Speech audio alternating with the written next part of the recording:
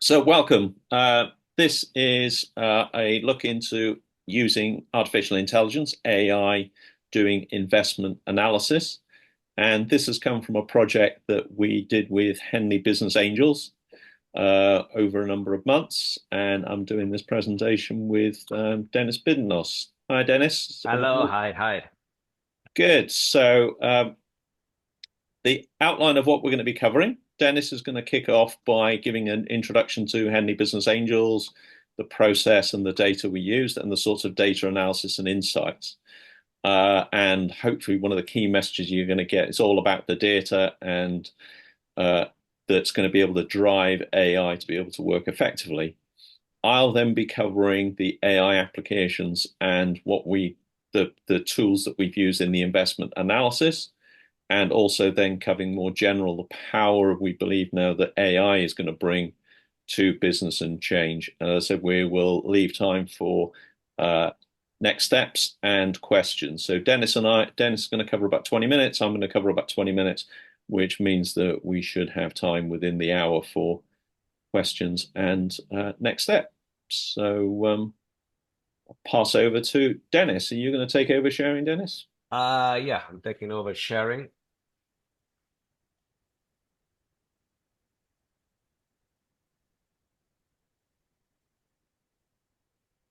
I hope you can see my screen now. That's coming up now. Yep, present, and it'll be good. Good. Here we are just scraping the surface, really, with this project that I proposed to Henley Business Angels some months ago. So it is a data insight project, and I think it exposes some of the challenges, typical challenges of any data analysis project. It exposes how AI could be used to build and improve on this. So I think it's a nice little example of what can be done with data in the investment sector. So I'm going to talk to you about these projects. So this idea came from the selection panel. Being part of a selection panel, I asked myself, am I really select and score these companies based on the possibility that get invested or based on my preference? Um, so I try here to use the data to take out the subjective part in judging a company when they submit to the Henley Business Angels for investment. And we have a big wealth of data starting from Jurek Sikorski, 2016, when HBA was founded.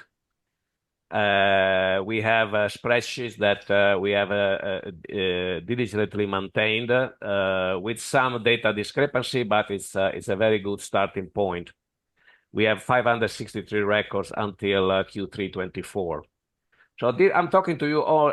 This project is about data analysis only. It's not about AI, but there are some hints about how AI could be used and how it could be expanded into this. Uh, what is the process we're trying to model? We're trying to model a process where there are some inputs and there are some outputs. Like there is a first thing to AI. Any AI prediction problem would have these inputs and outputs, and the process in between. So the process is that the companies ask for investment through portal, or they submit their propositions and pitch and slides and any other material or to the website, to the Henley Business Angel website now.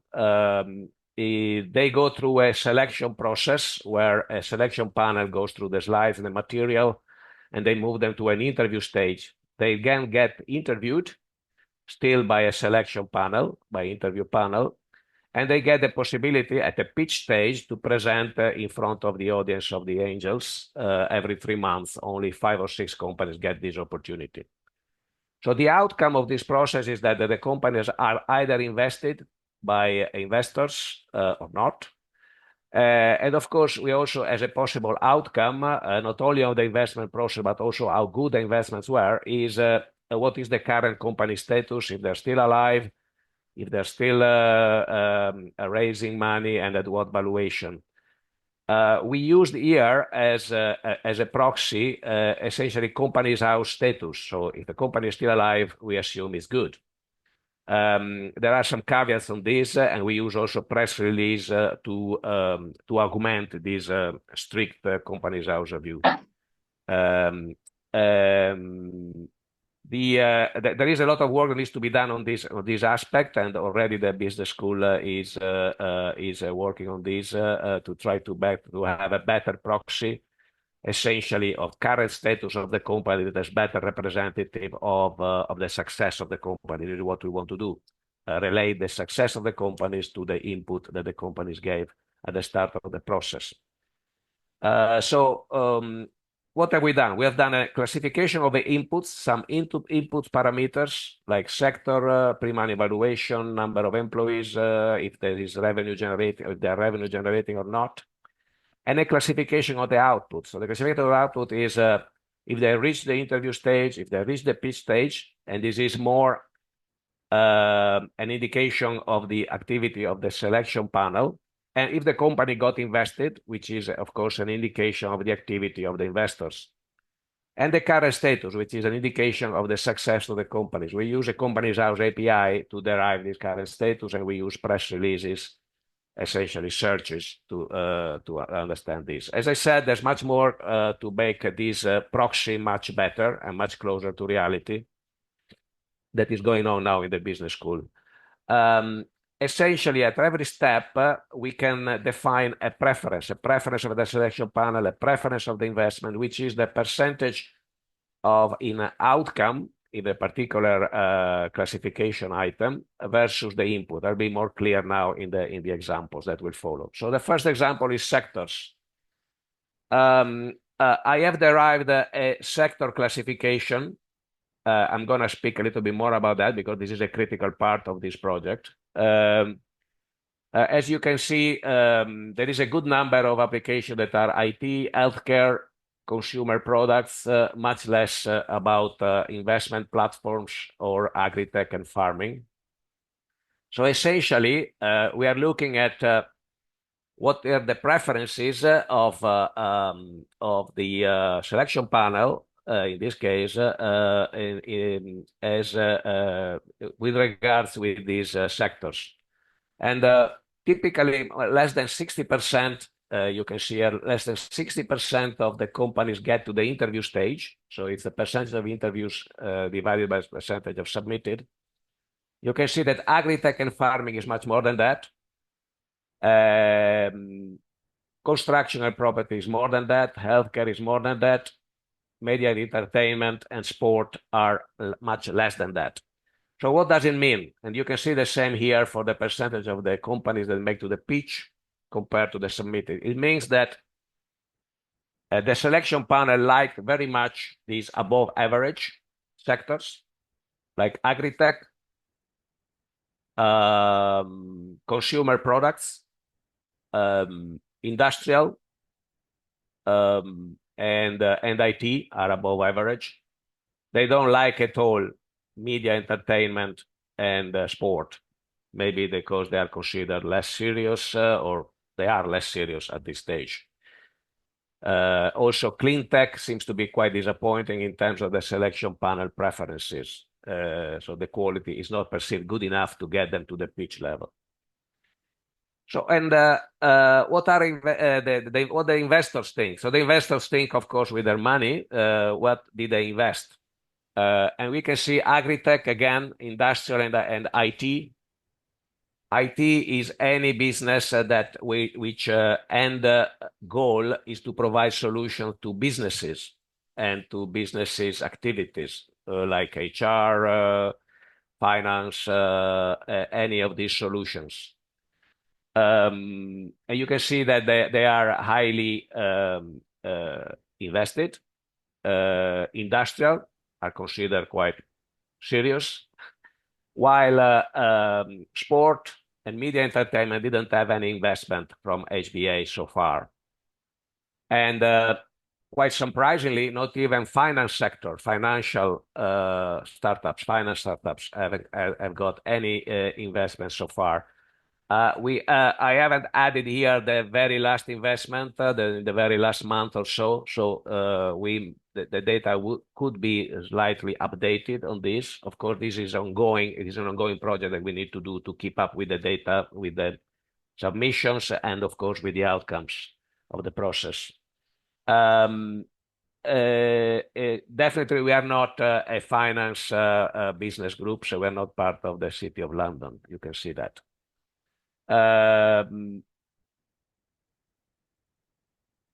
Another interesting parameter that can be derived is what is the preference of the investments compared to the company that are pitched. So here, essentially, we take out the component of the selection panel, and we just look at what the investor preferred when the company has been pitched. And we get a similar results. You can see that clean tech, they have not been proposed very often by the selection panel, but they've been very, very much liked by the investor. So like 65% of the companies that made to the pitch, they got investment, so which is quite remarkable. While the average is just below 30%. Some words about the sector classification. This is just to tell you what's behind these numbers. The classification is very important and can derive very different insights and numbers.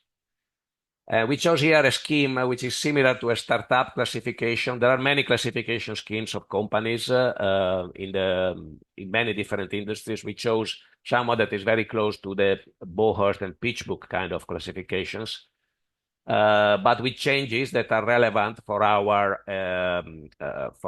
essentially audience, which is relevant for our entrepreneurs. We need to derive a manageable small number of categories because we don't want a diagram that grows very difficult to read.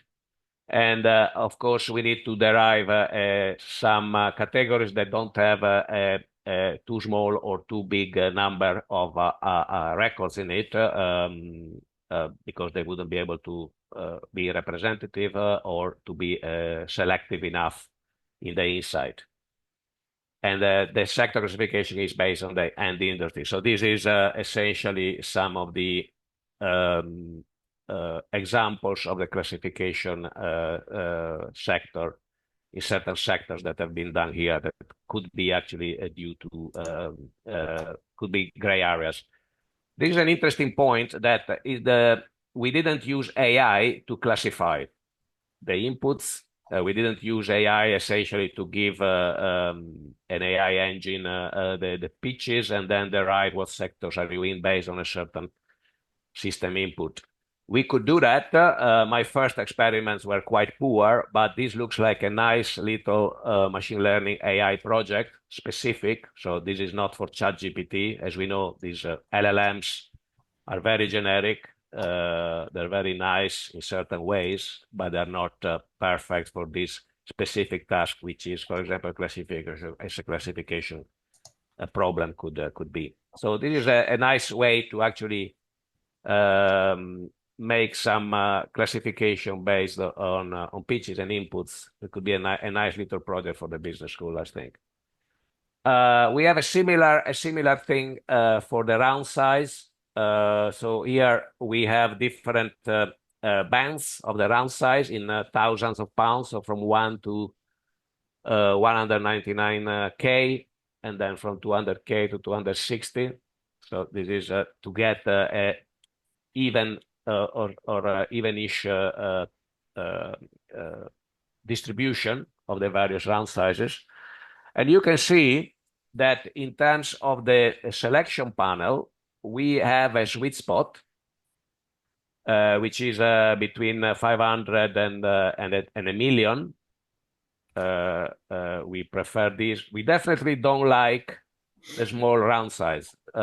Essentially, we are an angel group with yes, supporting early phases, but not too early. And probably the proposition that are looking for just a little amount of money they don't consider serious enough, or they are essentially show it probably in the quality of the proposition. The investors have even more dramatically, they don't like small round sizes. There is a sweet spot between the 300 400K Definitely, we like this sweet spot. And we don't disdain the big round sizes more than 1 million. So essentially, these are companies that are a little bit more established, that are more probably bold in asking for money. And we can see that we don't dislike this, even if we are a very early phase, angels should invest in very early phase propositions. So it's quite interesting to see these sweet spots, really. Probably that's not it's not by chance that you get a sweet spot like this. Valuation preferences. So this is the pre-money valuation. Again, the small valuations less than 1,300,000, 1,300,000, they are not considered serious enough. They don't get to the pitch at the same level as the others. And also selection, they don't disdain big, quite considerable pre-money valuation with more than 6 million. And investors alike they don't like very small pre-money valuation. There is a sweet spot again around the 3-4 million, and we don't disdain more than 6 million, which is quite interesting. Another thing is this is relevant to the outcome. The company is still alive in the company's house, so it's not in administration, it's not dissolved. They are still active in company's house status, and we can see. So the question is our selection investors process better than random? It is in the sense that 83%, this number here, of the companies that are invested are now active, while the submitted companies are 74% are now active. So it means that almost half of the company, the probability that the company is invested and still active is much more that the company is invested and not active. So it means that we are better than random, essentially. If you have a random distribution, it should be all even here.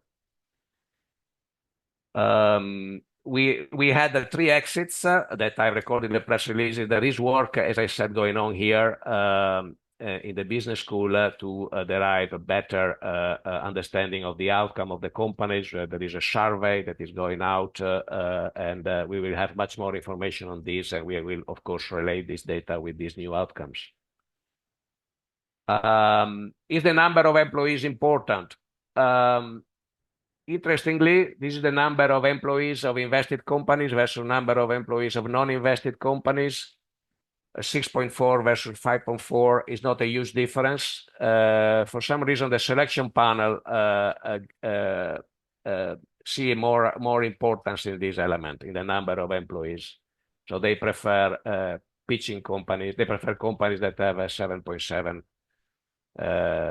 employees, while the non-pitching companies at 4.4. Is revenue generation important? So we asked the entrepreneurs, are you generating revenue, yes or no? The answer, as you can see, this is the number of the companies that have applied, is 44% yes, 39% no. There is some blanks here with some data that is not present. And you can see that when the company gets invested, this goes up to 53%. So there is an element of course, of revenue generating being important. You can quantify here that wrong revenue generating decreases the probability of getting invested by around 35%, which is considerable, but not huge, I would say, at least in what I thought. And finally, the trend by cohort. So don't look at these last cohorts. We don't have updated the data here. I haven't updated the data. We can see the number of applications are booming lately. And in terms of investments per cohort, there isn't a clear trend. We had very good cohorts in 2018, in 2019, in 2021. You could look, for example, at the occurrences by quarter. It could be interesting. Maybe does it depend on the quarter, the number of investment? That also a reflection of the tax year. That's an interesting question that can come. But definitely the number of applications, which is good to see lately, has boomed, and it's a good indication, I think, of Henley Business Angel visibility in the overall investment landscape. We can also see the panel score. I don't know, Andrew, how I am with time, but I'm finished soon. I am this one. I scored the invested company 3.7 versus the non-invested company 2.4. So not a huge discrimination. I think my colleagues here have done better. I cannot say who they are because I haven't asked them, but you can see that this guy here has done. There is a considerable discrimination between invested and non-invested companies. So you can see where is this going. Of course, this angel group is an angel group, is a non-professional entity. You can see that this can be used by professional entity to do a lot of things, a lot of insights based on their essentially processes, and it could be an evaluation of how good their selection process has been, how good their scores have been, and many other things. It's a little project, but it's got his challenges, like any other data insight project. The data consistency is the big thing. Is the big thing. Despite that, these spreadsheets have been collected and maintained from the very beginning. Not all the data is consistent. The metrics and the blanks are not overwhelming, which is a good thing. And the cleaning of the data is a major piece of work. Assigning, for example, a sector, or doing a company house search of the current status of the companies as being a major piece of work. We now have we want now to embed this in the application process so that we don't have to massage all this data all the time, and hopefully there will be improvements of this, and this can be essentially maintain itself, which is the goal. It's very interesting how nowadays we use ChatGPT to do these things, even in specific tasks like data cleaning. Can you put in one column these 2-3 columns? They have a different. This put the million as an M. This put a million as a number of thousands of K. So there's a lot of formats and little things that are quite tricky and manual and menial. But when do you use ChatGPT? We can use ChatGPT. I think we can see that you always have, of course, you have to trade your effort you put in designing the prompts versus what you have as an outcome. As I said, ChatGPT is very good in certain things. Probably there are better models that can do a better job in other things. Sector classification could be automated by AI. So in general, all this process, and in the future, we can see, can become an AI prediction model, right? So essentially, you can put some material as input of the companies and have a score of the probability that these companies get invested. Now, do you want to use that? Is all the system mature enough? That's still open considerations here. And as I said, there's a lot of work that is going on now with the students and with the Henley Business School to get better proxies for success.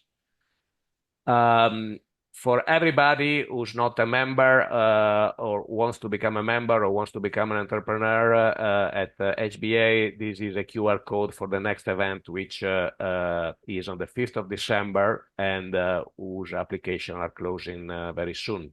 So you can take that. So, and that's from me. So I'll give back the word to you, Andrew. Great. Thank you, Denis. Appreciate that. And yeah, thanks very much to Denis for doing a lot of the legwork. Well, most of the legwork in cleaning up that data. And thanks to Yorick and the HBA team who built this data up over years on the spreadsheet. And as Denis has outlined, really is giving you that insight about the Henley Business Angels process and the data we currently have that's gone into the system. What I'm going to cover now is what have we used the AI for, and how can we use AI when we've now got the clean sort of data. So what I'm going to be demonstrating in a live system, which has been built by Soft Tools. So we worked with a software partner, Soft Tools, Andy Bruce and his team, who used to be based at Henley Management College, and they're a tier one Microsoft partner. And we built this Henley Business Angels application in a secure Microsoft Azure platform and predominantly using GPT as the large language model. But we could have linked into other models.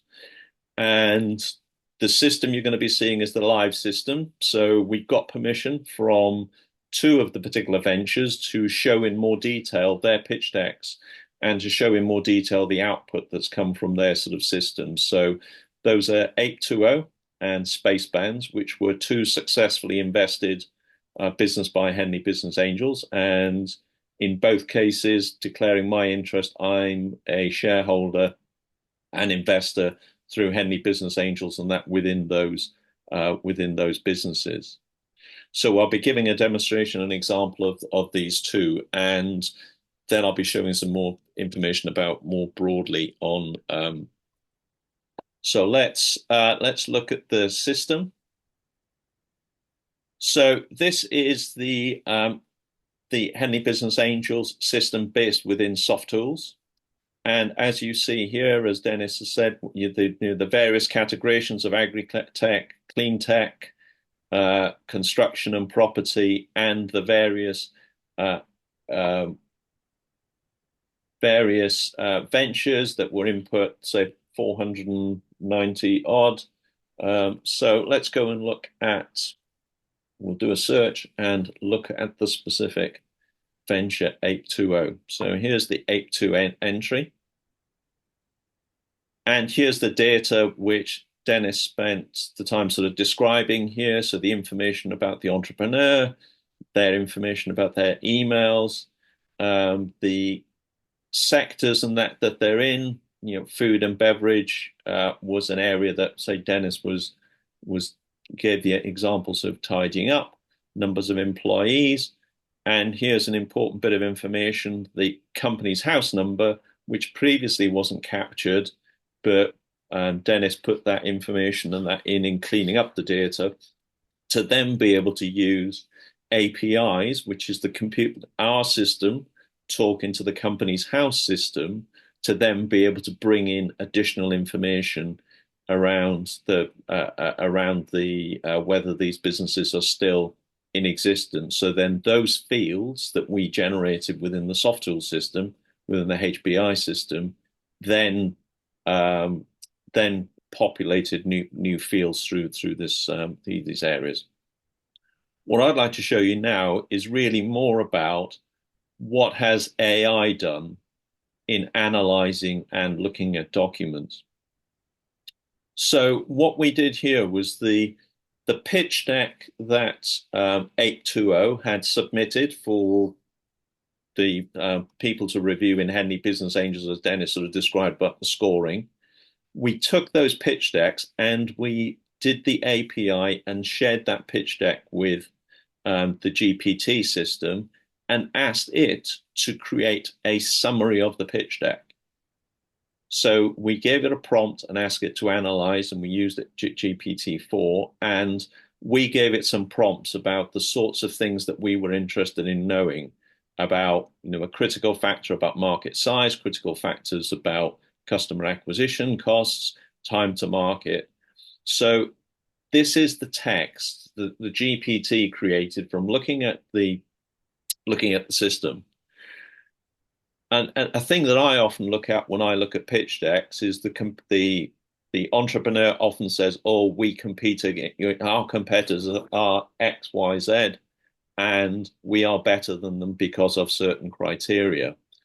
But what I often do is do a more general Google search and then also look at other competitors. So I asked GPT to do that.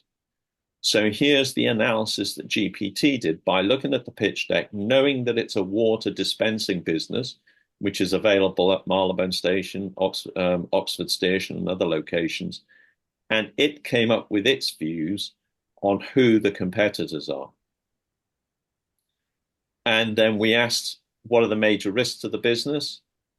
And that's the analysis that GPT did.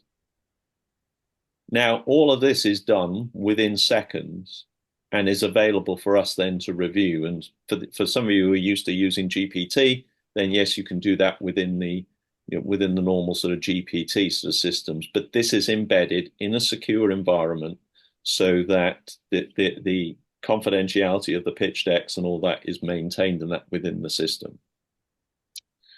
And also, this is an interesting feature that we put in. We asked AI to ask what were the key questions you'd ask the founders.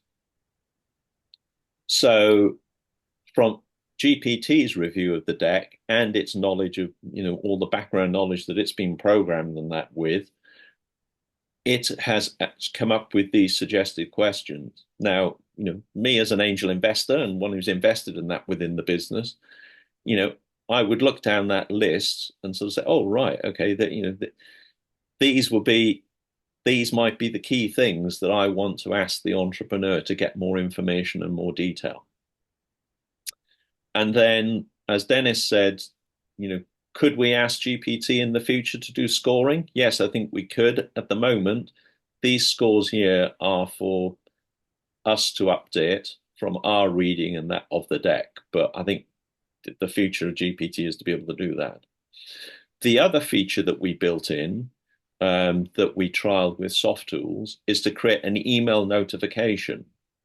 So now the process, as Denis outlined at the beginning of the presentation, talking about receiving applications on a quarterly basis, the next one running up until the 21st of October, and then the team at Henley Business Angels reviews them, gives feedback to the entrepreneurs, and then shares them with the other angels and feeds back. Could you please mute if you're on, please?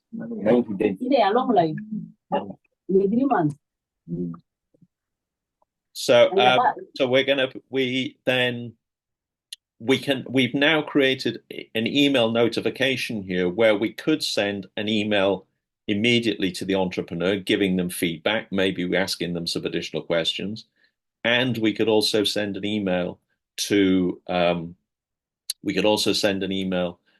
relevant Henley Business Angel members or to relevant team people to say, this is an interesting one in this particular sector that's relevant and that you're interested in. Will you please review it? So those are some of the features that we've put in this AI system, and these questions have been based on an angel network. Now, I work with large corporates in their corporate venturing units, which have a much larger fund, have different criteria of what they're looking at. So we can change those prompts and change the analysis and change the workflows to be relevant for other groups of investors or other sort of workflows and that within there. So that's the general overview of the sort of features that we've now got within the AI, and we can see how the processes are going to change. These are what I showed you in that within the particular deck, within the particular live system. What I'd like to do now is take a little step back, because in the questions that people asked as part of signing up for today's event, they were asking for more general information about how could this be used in other investment cases, how could it be used in property, how could it be used in other business processes. So I just want to take a step back and talk about that. From the work that I've been doing over the last 20 years in how business is going to be changed by tech, these are some of my views about how we navigate some of the AI steps now that are going to be coming down the line to us. So the first step, I believe, is people need to build an understanding of AI and its capabilities and its weaknesses in that at the moment. And I'm going to give some examples of those in a moment. review an organization's current process, and that's really what we're doing in the demonstration today, taking Henley Business Angels, taking an investment group and thinking about how they receive their pitch decks, how they do the review of them, how they look at sectors, how they look at the data and learnings that they've got, and then maybe how they go back and check whether these ventures have received investment or go back and review previous ones. So that's very much what we're demonstrating in that today. You could use AI then as an assistant. So what I think that Denis and I and Soft Tools have built within this Henley Business Angel system, I think we've now got a junior analyst who can help the process that we've got at the moment, because as you see, it can go off and do the searches, it can do the analysis, it can create reports, it could create some recommendations, it can do some workflows based on some criteria that we put into the system. So at the moment, I think, and from my reading and doing lots of examples from these pitch decks that I've had experience of, the AI analysis is pretty good. Now, we get better in improving the prompts, and we get better in working with the AI, but the AI is also improving at a considerable rate in terms of how it does analysis, how it does searches, bringing up-to-date information from the internet, and then doing new analysis. So these tools are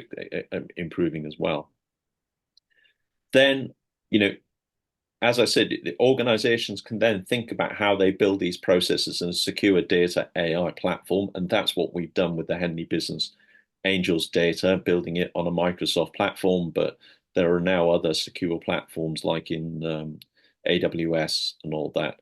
And what we've built now is a test drive sort of solution for this investment analysis. But Soft Tools have got other examples where they've implemented these types of processes in Coca-Cola, for example, where they've got 400,000 records. So compared to Denis's 490 that he was tidying, Soft Tools have done it with a Coca-Cola database of over 400,000 operational excellence data, and they used AI tools there to categorize by reading the documents, categorizing them in a more effective way. And then I think you can review and roll out.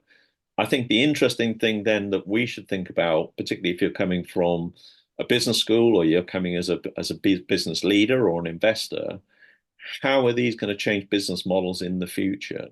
And when I've demonstrated our HBA system to large corporate investment funds, they're saying, well, they don't look at 80% of the decks that come in. Now, with this AI tool, the AI tool can look at all of them. And in the majority of cases, they'll get it pretty good. And then they'll move to the next step for the humans to review the ones that are particularly relevant. And then we're going to see, then I think in 18 months' time, the AI could be doing more of the analysis and that. So why do I think they could be doing more of the analysis? Well, the capabilities of these technologies are now improving. That AI is being used in health applications for developing new drugs. It's being used for new engagements and that with customers. It's being used in retail. And in this example here, we're seeing, people who were doing analysis of investment decks or doing legal things, they've been enabled by database tools. But now when the AI comes in, then could those things be automated and that within those processes? So just to show you some of the other AI things that we're seeing, that if you could then start mapping, how would you start incorporating these into your sort of systems? Well, when I showed AI that image, I asked it to give a description of it. And here's the description that AI gave for that image. So I've been trialing this in a number of places and that as well, with like looking at pitch decks. So if an entrepreneur has put a pitch deck in with revenues, put a pitch deck, has put information in there, the AI can read that image and give you outputs and that. But also interesting places where you could use this image recognition, as Soft Tools have done in the likes of Coca-Cola, showing it a damaged bottle, showing it a damaged carton, showing it a machine that's got misfunctioned, and the system has learnt and can describe, and then of course can take actions from those images. So back to my example of the with the AI, if an entrepreneur has put a big hockey stick revenue and profitability, the AI could see that image and it could be asking questions on that. Now, there's lots of tools around. So GPT-4 is what we used in this system, but since we did the implementation of this, O1 preview has come out, and that's a more powerful AI tool than that now. And we're seeing better tools coming from these other providers and that through the system. If you want to try GPT, I created one where you can go to this link and you can put a pitch deck in, and it will do the sorts of analysis that we automated within the HBA system. So I developed that as a way of testing some of these questioning and testing the GPT before we put it into the secure system. Now, here's another example of images. I showed that image, which is myself and my family doing a Christmas Day swim, and asked it to describe that image. And this is the description it gave. Now, there are actually 9 people in this picture, and it only found 8. But hey, isn't that a pretty good description? Now, using this to, I then gave it that description and asked it to create an image, giving that description, and it created this group image. And then I asked it to actually create some more diverse group to use in marketing and advertising. So here's an example where it's taken text and created images. So you could use this for updating decks. You can use this for improving your marketing. In this example, my avatar, so let's just show you this. This is an automated app. In this example, Denis answered some questions on This may be my avatar, but I have a genuine message. Hi, Denis. I hope you are very well. We are leading very practical AI programs to enhance you understanding and productivity. We also lead enterprise AI programs that could be of value to Neko. To book a meeting to discuss, simply find a slot here. So that's an example of my avatar done with the HeyGen system. And actually that video now is probably about 5 months old, and their systems have got better. So you can create, we're seeing all this stuff with deep fakes and sort of stuff like that, but we could take our example of the AI investment one. Instead of Yorick or Denis doing the interviews, we could have their avatars doing the interviews with the entrepreneurs as the next sort of step in the process before we get to the pitch in person sort of event. So these capabilities are now becoming available. So getting an understanding of enterprise solutions, getting an understanding of how text analysis works, video, the legal and the ethics. We've been running an AI program on that, which Denis has been working on that with me, and we've been working with soft tools and law firms and that in presenting that. So some things for before we get into the questions and answers. Hopefully you've got some put some questions and answers into the chat. Some things that we've got coming up. We've got a practical AI workshop on the 24th of October in London. And then we're planning some AI leadership exec programs, running a workshop on the 12th of December and a dinner on the 22nd of January, where we've got some senior executives coming to that. And then to re-emphasize, as Denis said, Henley Business Angels, if you're a venture and you're looking for investment, then applications close for the next round on the 21st of October, and the company presentations will then be on the 5th of December. So hopefully you've seen in this short presentation the process and the data from one particular application, the importance of data analysis and insights, and then how we've used some AI tools to do the initial investment analysis of the tool, but then also hopefully give you some insights where the power of AI could radically change this process, whether it's investment, whether it's doing pitch decks, whether it's business processes for operational excellence, etc. So